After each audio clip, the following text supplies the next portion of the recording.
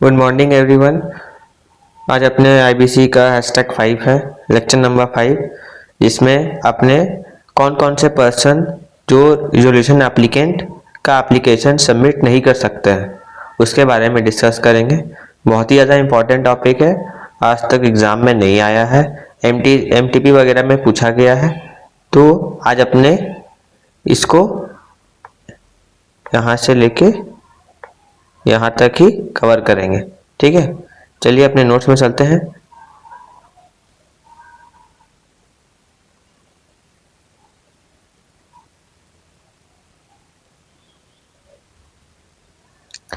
तो स्टार्ट करते हैं। Person who can not B resolution applicant, section है आपका 29A। पहला है कि for example now suppose captain industries limited एक कंपनी है जो कि इंसॉल्वेंट हो गई है। Corporate insolvency resolution process start हो गया है। अब कैप्टन इंडस्ट्री लिमिटेड को एक्वायर करने के लिए एक पर्सन आता है, उसको कहते हैं रिजोल्यूशन एप्लीकेंट। वो क्या करता है कि वो 80 करोड़ को में 80 करोड़ में कंपनी को सेटल करता है। कंपनी के क्रेडिटर्स, लेंडर्स, इन्वेस्टर्स का 80 करोड़ से पेमेंट हो जाएगा। वो कंपनी वो फिर रन करेगा। लेकिन क्या वो पर्सन खुद ही एक विलफुल डिफॉल्टर है, तो क्या उसको कंपनी देंगे? क्या एक डिफॉल्ट, जैसे कि मान लीजिए कैप्टन इंडस्ट्रीज लिमिटेड में मैं एक कैप्टन हूं और मैं इस कंपनी को रन करता हूं। मैं डिफॉल्ट कर गया। क्या किस में डिफॉल्ट कर गया? क्रेडिटर्स, लेंडर्स और इन्वेस्टर्स का पेमेंट करने में। अब एक रिजोल्यूशन एप्लीकेंट आता है जो कि एक विलफुल डिफॉल्टर है। विलफुल डिफॉल्टर का मतलब जानबूझ के वो डिफॉल्ट कर रहा है। उसको मान लीजिए बैंक में 10 लाख, वो बैंक से 10 लाख का लोन लिया है और उसका जो ईएमआई है, उसका जो हर महीना पेमेंट है, उसका जो हर महीना इंटरेस्ट का पेमेंट है, वो विलफुली पैसा होने के बाद भी वो नहीं दे रहा है, उस चीज को सीरियस नहीं ले रहा, एक विलफुल डिफॉल्टर है। तो क्या एक डिफॉल्टर जो कि मैं हूं, जो मैं अपने कंपनी को रन करने में अनसक्सेसफुल रह गया, जो कंपनी के क्रेडिटर्स, लेंडर, इन्वेस्टर को नाखुश कर दिया, एक डिफॉल्टर से दूसरे डिफॉल्टर के हाथ में कंपनी देंगे? तो answer is no. And this is exactly where section 29A comes in. ठीक है, तो ये सेक्शन 29 का ओवरव्यू था कि कैसे एक कंपनी इंसॉल्वेंट हो जाती है, फिर CIRP प्रोसेस स्टार्ट होता है और फिर उस कंपनी को एक्वायर करने के लिए एक पर्सन आता है जिसको हम कहते हैं रिजोल्यूशन एप्लीकेंट। वो कुछ पैसा ऑफर करता है जिससे अपना उस कंपनी का क्रेडिटर का पैसा, लेंडर का पैसा, इन्वेस्टर्स का पैसा देके वो सेट ऑफ हो जाता है। लेकिन जो ये क्लेम है लेंडर्स और इन्वेस्टर्स के द्वारा, वो इस मनी में आप दे सकते हैं, फिर वो कंपनी उसका हो जाता है। इससे क्या होता है, कंपनी लिक्विडेट नहीं होती है। लेकिन जो रिजोल्यूशन एप्लीकेंट है वो विलफुल डिफॉल्टर नहीं हो सकते हैं, क्योंकि एक डिफॉल्टर से दूसरे डिफॉल्टर के हाथ में कंपनी नहीं जाएगी। फिर नहीं तो अगर एक डिफॉल्टर से दूसरे डिफॉल्टर के हाथ में कंपनी जाएगी तो क्या होगा कि वो भी फिर डिफॉल्ट करेगा, फिर CIRP प्रोसेस स्टार्ट होगा, फिर क्रेडिटर्स, लेंडर्स और इन्वेस्टर्स को दिक्कत होगा, फिर एक रिजोल्यूशन एप्लीकेंट आएगा। तो इसलिए एक सेक्शन बनाया गया 29A कि एक अच्छे इंसान के हाथ में, एक अच्छे पर्सन के हाथ में, एक अच्छे रिजोल्यूशन एप्लीकेंट के हाथ में कंपनी दी जाएगी, जिससे वो सक्सेसफुल बनाएगा, रिस्ट्रक्चर करेगा और आगे बढ़ाएगा। ठीक है, नेक्स्ट है who can not be a resolution applicant. Captain Industries एक कंपनी, CIRP process start, resolution professionals आते हैं रिजोल्यूशन प्लान लेके, रिजोल्यूशन एप्लीकेंट्स आए रिजोल्यूशन प्लान लेके। अब वो एलिजिबल है कि नहीं, अगर एलिजिबल है तो उनको मिल जाएगा कंपनी, नॉट एलिजिबल है तो रिजेक्ट हो जाएंगे। ठीक है, वो ये ओवरव्यू है। Section 29A basically tells us who is not allowed to submit a resolution plan. अब जो रिजोल्यूशन एप्लीकेंट है, जो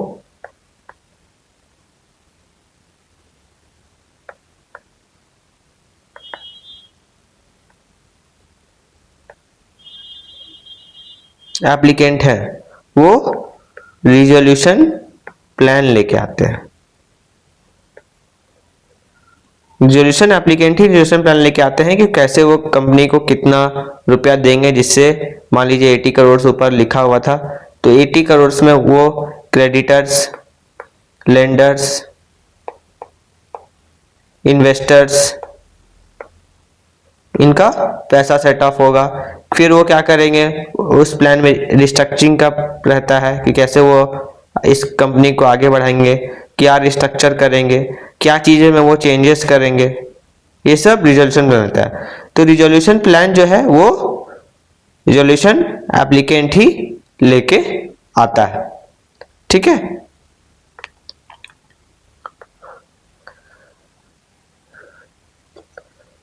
तो क्या क्या है आपके पास, कौन कौन सा ऐसा गेट है, कौन कौन सा ऐसा आपको डोर है जिसको नॉक करना पड़ेगा और जिससे आपको आगे बढ़ना पड़ेगा, कि उसमें आपको पता चले कि आप इनएलिजिबल हैं या एलिजिबल है।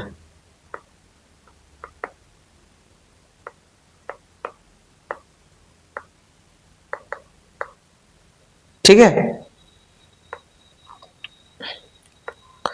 तो पहला स्टार्ट करते हैं। केस 1 है अनडिस्चार्ज इन्वॉल्वमेंट।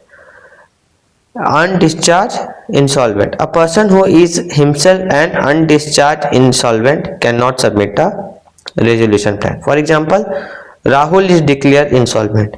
अब राहुल क्या है कि कोर्ट में या खुद से इंसॉल्वेंट घोषित किया जा सकता है, घोषित कर दिया। जैसे कि मान लीजिए राहुल को किसी को पेमेंट करना है, राहुल पेमेंट नहीं कर पा रहा है, तो वो क्या करता है कि कोर्ट में खुद से एप्लीकेशन डालता है, या फिर क्रेडिटर्स लोग इसके ऊपर एप्लीकेशन डालते हैं और ये वो बताता है कि मेरे पास पैसा नहीं है, हम पेमेंट नहीं कर सकते हैं, आप मुझे इंसॉल्वेंट घोषित कर दीजिए।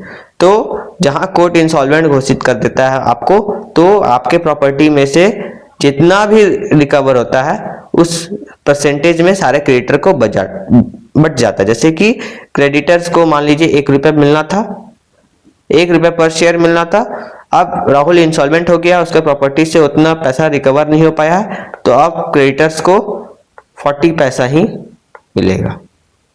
ठीक है, तो he has not been discharge, अब ये इंसॉल्वेंट ही है। तो now Rahul want to acquire Captain Industries. अब मेरा कैप्टन इंडस्ट्रीज का लिमिटेड का कंपनी है, तो क्या मैं राहुल को दूंगा? ये तो खुद एक इंसॉल्वेंट है, ये कहां से कंपनी लेने आ गया और कंपनी को चलाने आ गया, तो ये नॉट एलिजिबल हो जाएगा। खुद इंसॉल्वेंसी से बाहर नहीं आए हो और दूसरे कंपनी को रिजॉल्व करने चले हो, मैं तो राहुल को यही बोलूंगा कि यार तुम पहले खुद तो बाहर आ जाओ, तब मेरी कंपनी को रिजॉल्व करना, मेरे कंपनी के रिजोल्यूशन प्लान लेके आना, अपने कंपनी का तो रिजोल्यूशन प्लान निकाल लो, अपने आप में तो एक रिजोल्यूशन प्लान निकाल लो। ठीक है, तो मैं राहुल को यही बोलूंगा। तो अब दूसरा केस क्या है कि विलफुल डिफॉल्टर। अब डिफॉल्ट और विलफुल डिफॉल्टर सेम नहीं है। ठीक है, डिफॉल्ट का मतलब पेमेंट नहीं हुआ, पार्टी पूछेगा क्यों, तो लेकर जेन्युइन फाइनेंशियल डिफिकल्टी है, पार्टी भी समझ गया कि ठीक है कुछ टाइम दे दिया जाए, पेमेंट हो जाएगा। विलफुल डिफॉल्ट क्या होता है कि पेमेंट नहीं हुआ, पार्टी पूछा क्यों, डिलिबरेटली पेमेंट नहीं हुआ, अकाउंट में पैसा होने के बावजूद पेमेंट नहीं हुआ, तो इसको कहते हैं willful defaulter. So if the applicant is a willful defaulter at the time of submission of resolution plan, not eligible. ठीक है, अगर कोई एप्लीकेंट willful defaulter है at the time of submission of resolution plan is not eligible. सबसे important अपना case 3 है NPA account. अब ये एनपीए अकाउंट क्या होता है? Non performing assets. ये इसका मतलब हम लोग डीपली समझेंगे। देखिए आपको डीपली एक्सप्लेन किया गया कि इफ अ पर्सन और a company has an NPA account. NPA account non performing assets account होता है। NPA is continuing for more than 1 year before insolvency resolution process starts, therefore can not submit a resolution plan. अब इसको perfect example से समझते हैं। राहुल एक businessman है, उसने बैंक से 10 लाख का लोन लिया, बैंक ने राहुल का अकाउंट एनपीए क्लासिफाई कर दिया।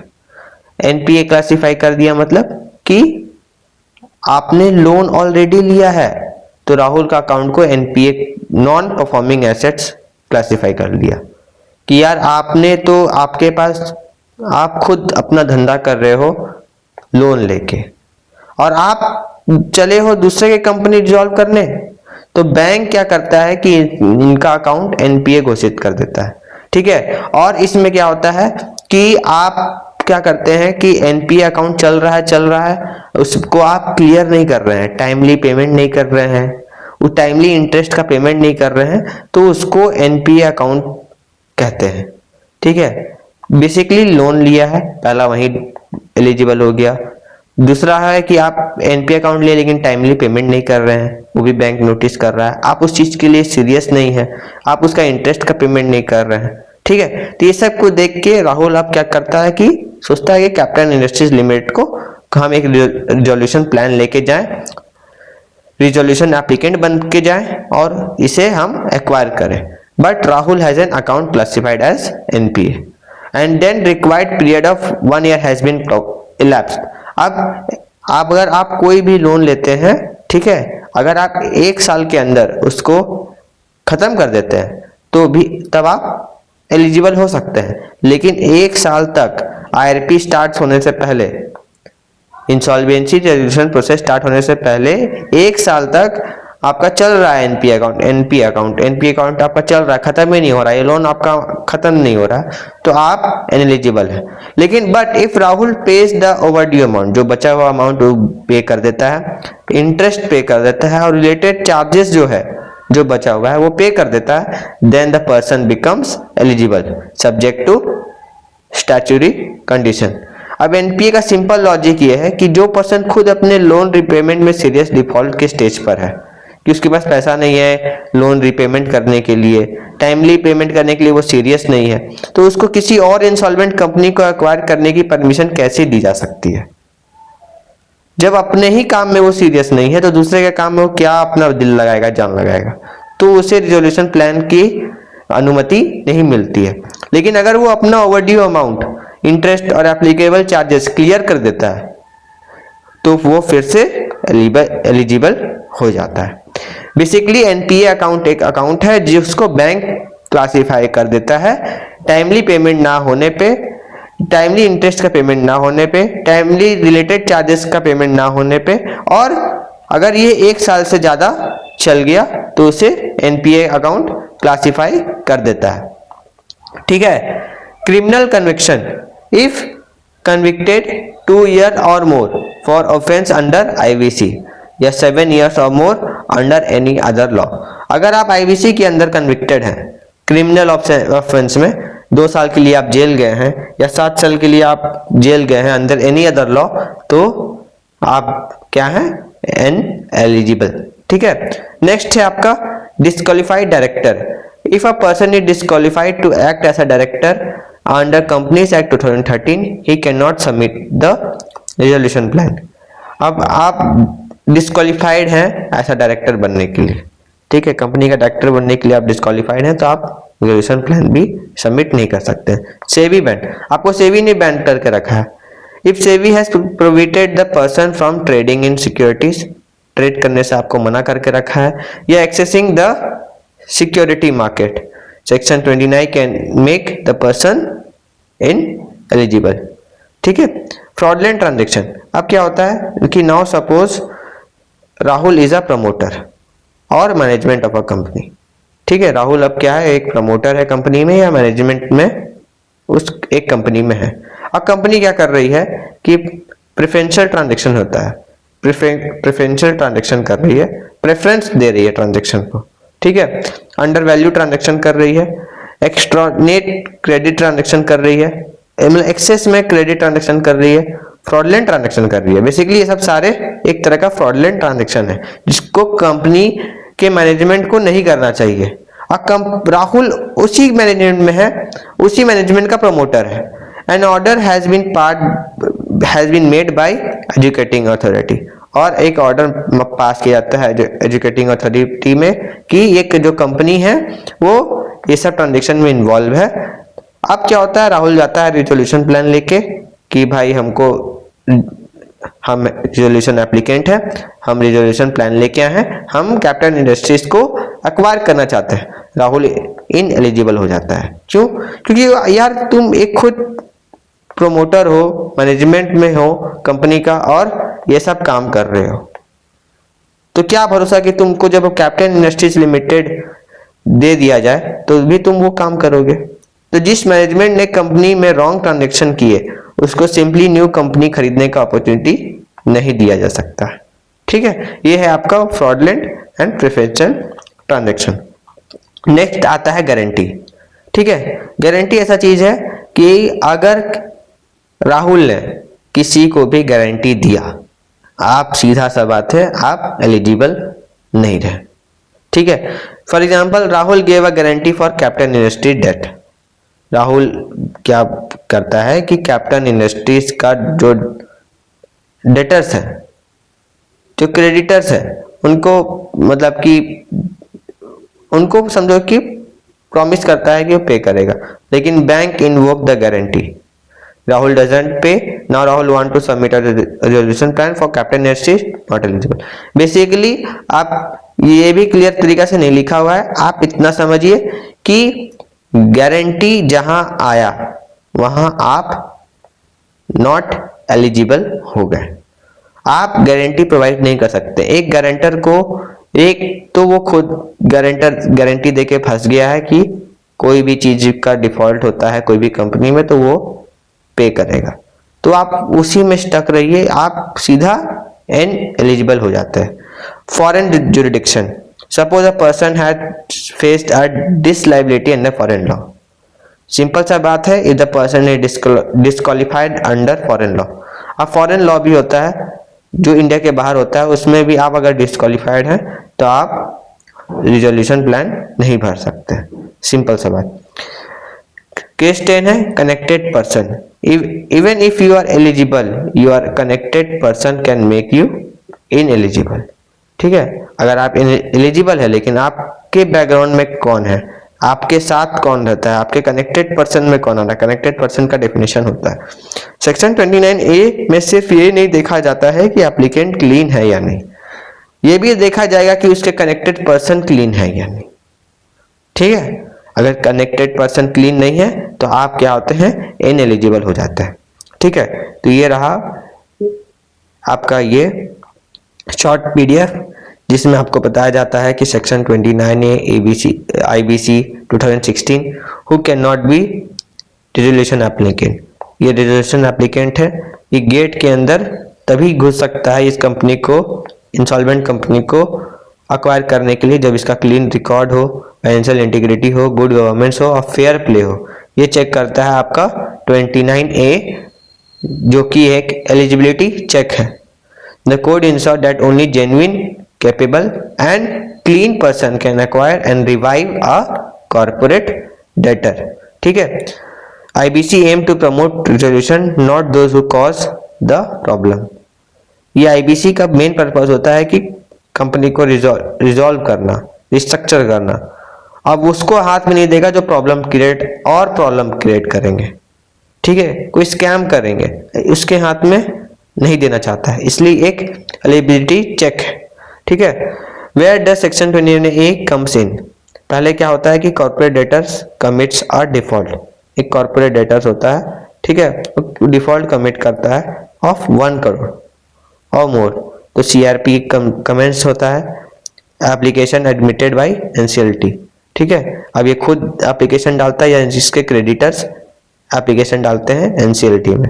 इनविटेशन फॉर रिजोल्यूशन प्लान, अब ये क्या करता है कॉर्पोरेट डेटर, तो ये कंपनी है कैप्टन इंडस्ट्रीज की, इनविटेशन देता है कि आप रिजोल्यूशन प्लान लेके आओ और हमारी कंपनी को रिवाइव करो।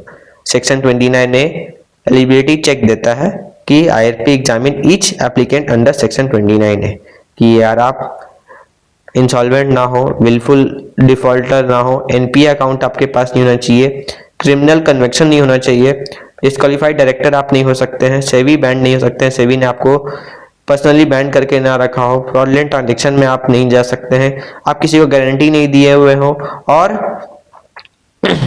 फॉरेन लॉ में आप डिस्क्वालीफाइड ना हो और कनेक्टेड पर्सन आपके अच्छे होना चाहिए। ये होता है सेक्शन 29A का एलिजिबिलिटी चेक। फिर आप एलिजिबल एप्लीकेंट कंसिडर किए जाते हैं।